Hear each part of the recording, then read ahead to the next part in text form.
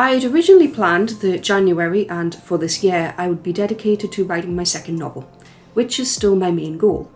I would like to finish writing my first draft of my second novel. So I've recorded, as usual, on my laptop, just over to the side here, all of my word counts throughout January, which I'm going to write down in my notebook and then give myself stars accordingly. As I'm doing that, I would like to chat with you about the things that have slowed me down this month, in particularly making a very, very, very big decision between traditional publishing and indie publishing, which has not been easy, especially when spoons are involved, spoons being measurement of energy, and I live with chronic fatigue, with multiple chronic illnesses.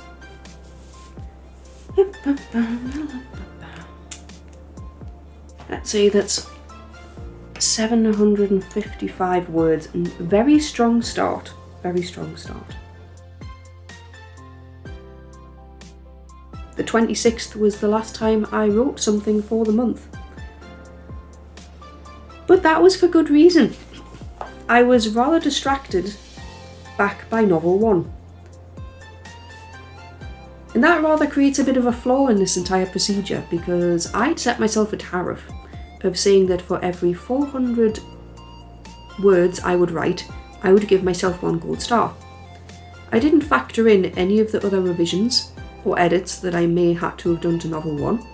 I didn't factor in rewriting my synopsis or entering novel 1 into competitions, or any of the publishing research that I've done this month, or any of the people that I've spoken to, or life. But let's count up and we'll see how we've gone. First of all, with the stars. There's 1 star.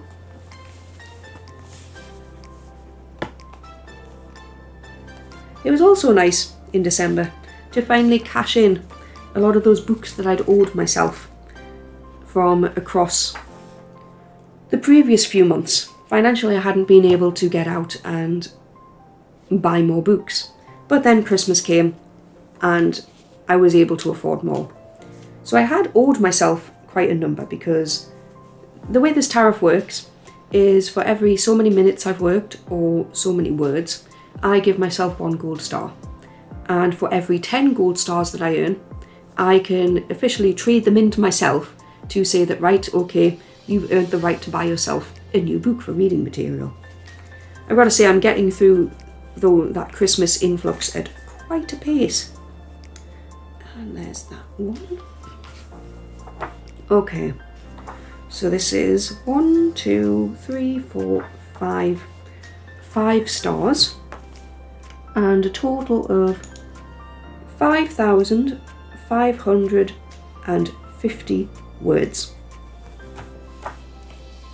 I can tell you I've done a lot more work than that, but this is where novel 2 is at.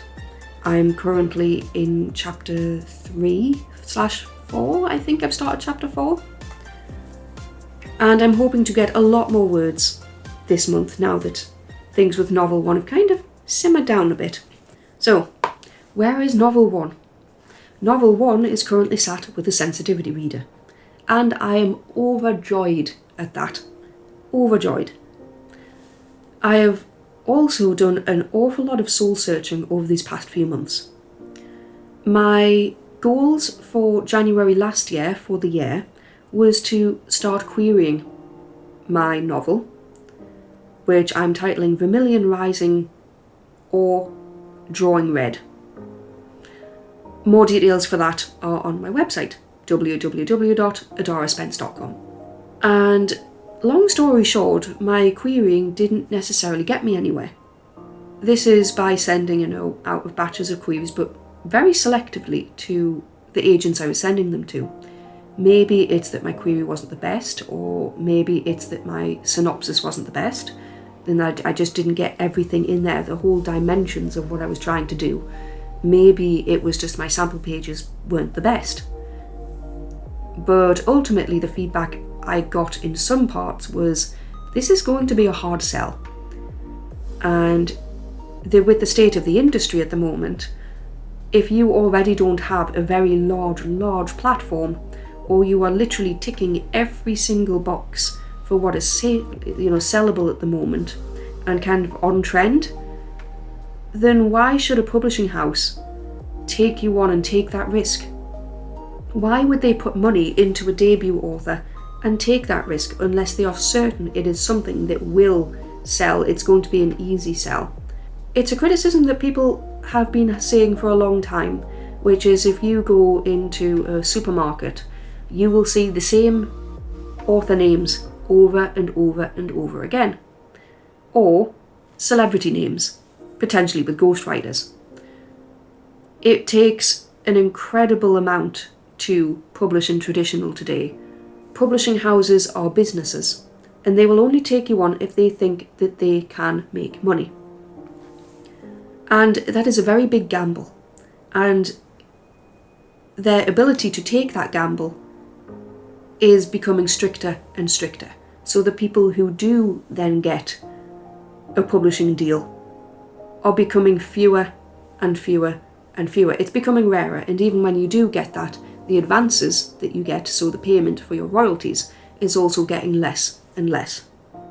I've heard people say that they were thankful that they got their publishing deals 10, 15 years ago, because they don't think they would have gotten a publishing deal today. So then it becomes, look, why am I doing this? Why am I writing? And for me, I want people to read my novel. I think people will get a kick out of reading my novel. I think it'll be an enjoyable read for them. You know, I write because it's an escape for me, but I think it can also be a bit of an escape for an experience for the people reading it too. So I want my novel in front of people. And I also want it to be accessible. So what does that mean for me? That means that as well as an ebook, I would also want a paperback. Some traditional publishers go with EPUB first, so they may buy the rights to your book, and if it's a small press, may publish it as an ebook only. They may have the rights to the paperback. They may reserve judgment on whether they want to fork out money to convert that over or not. You don't necessarily have much control over that once you have given them those rights. Similarly, particularly on the accessibility route, is I know people with poor eyesight who would prefer a large print book. And there is no guarantee that a publisher, unless this is a bestseller, would make a large print version of my book. Similarly, in terms of audio, they may buy the audio rights to my work, and as much as me and a very, very skillful agent could negotiate and try to say, right, okay, if you don't use up these audio rights within 3 or 4 years, then the rights revert back to me. Even if you can somehow sway a very large publishing house or a small publishing house to do that, there's still no guarantee that they will. Now that might be a gamble for you if you can't afford to hire someone to narrate your novel. Maybe it's not a novel. If it's non-fiction, maybe you can narrate it yourself. But that uncertainty is something that I didn't want. So ultimately, I know it costs an absolute fortune. Do I have the money for it currently? No. However, what I do have is a situation where with technology, with Google Play, you can have audio narration of your novels from AI voices. That is something I'm considering. However, I do think that's going to be more widespread. At the moment, it's limited to Google Play.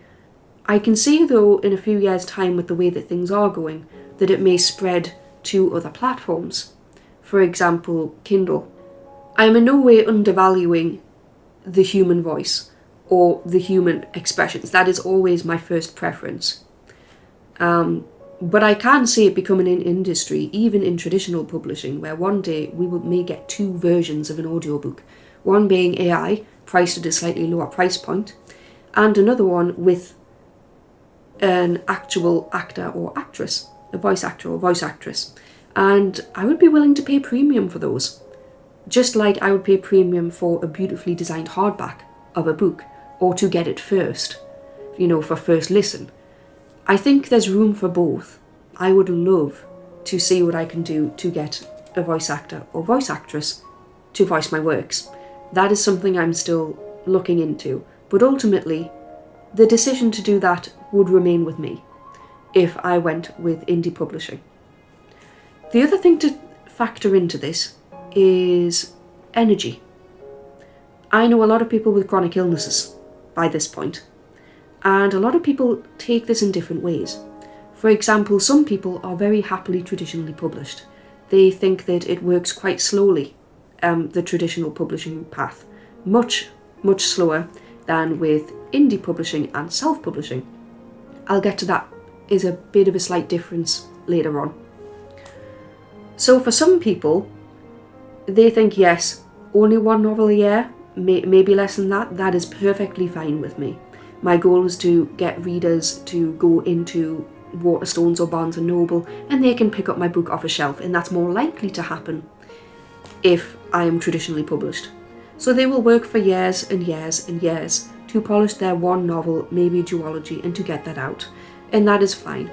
And then when editors or agents ask them to say, right, we need you to do these revisions in this time frame, they are upfront about their illnesses and they say, yeah, actually this is going to take me a bit longer because I'm unwell. And quite often an understanding editor for an absolutely stonking manuscript will say, yes, okay, that's fine, thanks for letting us know, and we'll see what we can do. They are human. Yes, they have a very, very tight schedule, but they can jiggle things around if needs be. And I've heard cases of where that's happened, and the editors, are very, very understanding. On the other hand, some people just don't want that pressure. And I get that. They would rather be masters of their own daily lives. Maybe they can only feel well enough for a few seconds or a few minutes of every day, maybe not even up to an hour of every day. And they still want to chip and chip and chip away at something. Now, I know that the current idiom in indie publishing is you have to release quick to be earning money. And I suppose that comes back to the idea of, are you aiming for this to be a business? If you are earning, writing to make money, then maybe. But if you are putting money into this as a passion project, as a hobby, as something that you are, just to stamp it to say, yes, I'm a selling author, then by all means you can do it yourself. In fact, there's actually nothing stopping you working with your own time frame to upload an ebook straight to Amazon KDP for free.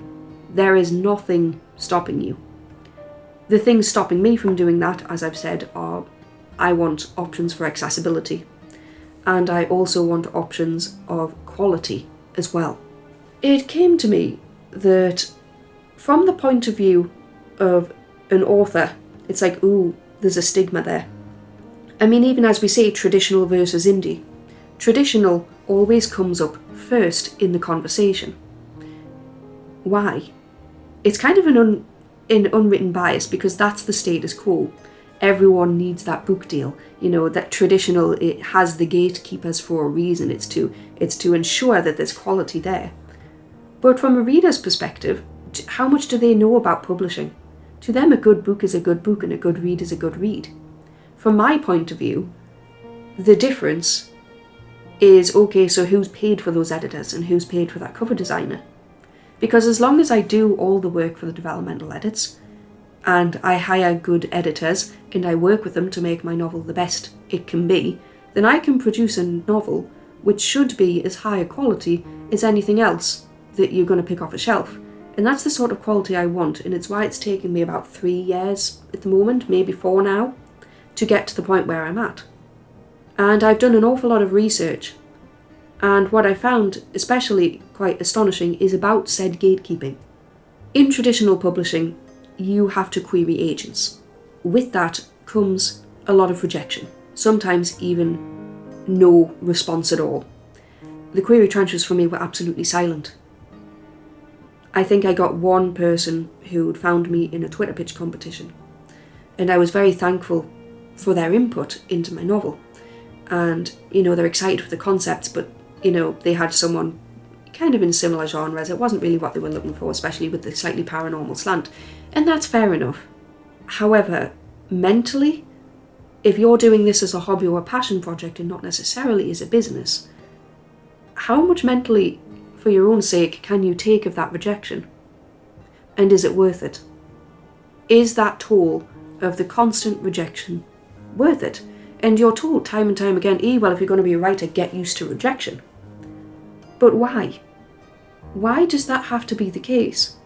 If you can then go and find editors and people who will want to work with you, you know from people who've spoken to you that they would be interested in reading your novel and they like the premise. You know that there are niches online, specifically quite small niches, where you would be appreciated. Then why go through all that rejection? I think that's from a bit of a bygone era where, once again, traditional was the only way to go.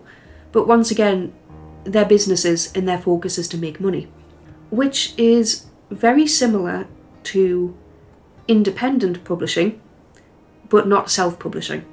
Independent publishing at this point referring to independent publishing houses, where you pay a publishing house to publish your novel for you. And once again, I've heard people from both sides of the spectrum on this. So I've heard people who have had terrible experiences saying, no, keep the rights to your work. That's what's important. You won't, like a publishing house, you may not be in control of what the cover looks like, how it's edited, how it's marketed, if you're going to get marketing. And it may not be what you're after, but you may have also then sold the rights to your novel. Not all of them will take the rights. That's something that you need to really look into. However, some people I know have flourished with that. They are perfectly happy with that decision, and they're happy to carry on working with these people who, in their eyes, know more than what they do. And if that gets them, just concentrating on the writing only, and they're happy to pay for people to then be able to read and develop this product that people can read, then that's good for them. They've had good experiences. And there are some indie publishing presses out there who also do similar things. Where it gets for me is the rights issue. That's a bit of a hang-up for me. I would rather maintain the rights to my work in certain areas. I would be willing to give up my rights for things like foreign rights, translation rights, things like that. For my English-speaking audiences in particular, I would like to keep those rights. Those are my biggest audiences. Thinking about the accessibility, the rights, and my own energy timelines is what's brought me back around to independently publishing. Ultimately, I want to be in control of just about every aspect of how this is going to go. But I do want industry input because I want it to be a very high quality product. I have used Reedsy. Reedsy being a website which acts a bit like an agency between you and industry professionals. People with proven track records of years and years of experiences. And what I found there is the response to my novel was very, very good. A lot of editors were interested in working on it, and they were quite excited to work on it. The premise excited them. So that was a case of, right, I've bypassed the gateway of the agent. I've bypassed the gateway of a publishing house saying, is this marketable enough for us? To get genuine enthusiasm from editors themselves. And that enough is industry recognition for me. Other industry recognition has been the fact that I've been entering my novel into competitions. And this is something else. I have always thought that novel competitions were for people aiming for traditional publishing only. And for a while I was entering those novels, still kind of straddling that line as I was becoming quite disillusioned. But as similarly, I kind of knew about all the ways I could go with my novel in terms of self-publishing, so independently publishing myself. And after revisions and revisions and edits, my novel was longlisted for one. And that almost threw a cat amongst the pigeons, quite honestly, because yes, I finally have industry recognition. However, one of the top prizes is introductions with agents and editors. And normally for someone after traditional publishing, they would be trying to bite my hand off for that. To say, yeah, that's great, brilliant, go for it. And what was attracting me was the cash prize. I don't expect, with my genre fusion, to particularly get past the long list. That remains to be seen. However, the cash prize, I was thinking, yes, I could really do with that. That could help me to hire the editors, to hire proofreaders, both of which I'm happy to say I now have lined up. One of them I now have a contract with, the other one has declared interest. But the thing for me was, okay, can I raise money to actually then hire a narrator? Something to think about. But also, there are other writing competitions that I'm now entering as well, which for example would give you an entire day on pitching your novel and marketing. That would be fantastic for me, because a pitch is also very, very good at getting readers' attention and to find an audience even for self-published works. Similar can be said, for example, if you enter a competition where the goal is to find a mentor. That's fantastic, because a mentor for writing, it can only, take you further than where you are before. Those are very valuable prizes. It's not necessarily about getting the publishing contract at the end of it. There is still value to be had in a lot of these competitions. And I'm quite pleased now that there is more diversity in these competitions as well. And a lot more in writing organisations too. There's a lot more awareness now of availability and the want of people to self-publish novels, and for readers who want to read those more niche works and publications who may not otherwise get the chance. There are also more editors, I've noticed, that are taking work independently with authors outside of publishing houses, and they are themselves still industry professionals. So that's my take on this stigma. The other thing is novel formatting and cover design. I still have very little idea of what I want for covers, especially with it being a genre fusion. I think the more I go writing novel 2 and I get a feel for the series, that may lead me more down that path.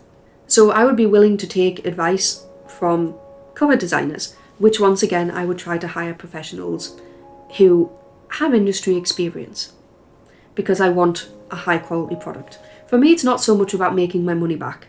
I've spent a lot of time and a lot of years, ever since I became ill and unable to go to work, crashing out of university, I've spent an awful lot of my time writing this novel, and I want my work to be shown, to say, okay, even though I'm ill, I've worked for years, even just little 5 minutes a day sometimes days of nothing, but I've not given up, and this is kind of the fruit of my labour. And I want people to enjoy it. So I'm willing to work with people to make that happen. And it takes a long time, because saving up money, for one, to get it there, but that's once again my decision. But also in terms of formatting. Instead of hiring a formatter, I have purchased the software Atticus, which should help me to format my pages for both the regular publishing and the large print and ebooks. And it also gives the opportunity to see how it will play out, your book, how it will look on various different electronic devices. Now I know that the Mac equivalent of this is Vellum, but I'm a Windows person. I really look forward to the day when we get the app for Android, for Scrivener, instead of it just being iPhone. That's where I'm at the moment. Novel 1 is with a sensitivity reader, and I currently have an editor lined up to work with me in April. And after that, hopefully, I have also got the interest in a proofreader. Following that, we'll see where we go in terms of cover design. But by that point, hopefully, I will also have been working, while this is all going on behind the scenes, on novel 2, which is a very, very big challenge from novel 1, especially with the head hopping. It may just be the autism, it may not. We'll see. But it's a lot of fun. It's slow going, but I hope to see you around, either in the comments section of other YouTube videos, or on Twitter, or every now and again on TikTok, or on live write-ins if you're hosting them. If anyone knows of other live write-ins, let me know. I may or may not turn up. I tend to hop in the UK friendly time ones. Sometimes that borders if someone is doing a very, very early morning US stream, I can hop into that. The other things I did in January, I wrote a spoken word piece for the International Holocaust Memorial Day, and I also managed to get myself out to a photography exhibition. And alongside each photograph were pieces of spoken word, poetry, interviews, song lyrics. And this was held at a library. And it was an absolute joy and a privilege to be there. It was a joy to get out to see that. Other than medical appointments, that was my one trip out of the house in January. Yep, chronic illnesses. I am housebound. And last but not least, I have finally made headway on my accessible kitchen. The designs have been redrawn, and that should be going ahead sometime towards the end of March, early April. That's it for me today. I have to go now, as I have my second novel to be writing. I'm just looking at the time. There should be some writing sprints happening online this afternoon, and we'll see how it goes. And I hope you have a wonderful February, however it goes, for you too, whatever you get up to, and whatever that looks like for you in terms of productivity. And remember that rest is productivity. And to give yourself a break. Like I've said with the traditional versus indie versus self-publishing, it's all down to you and ultimately what you want from the process. And comparison is the thief of joy. So I have to go now as I continue to write my story. One day at a time.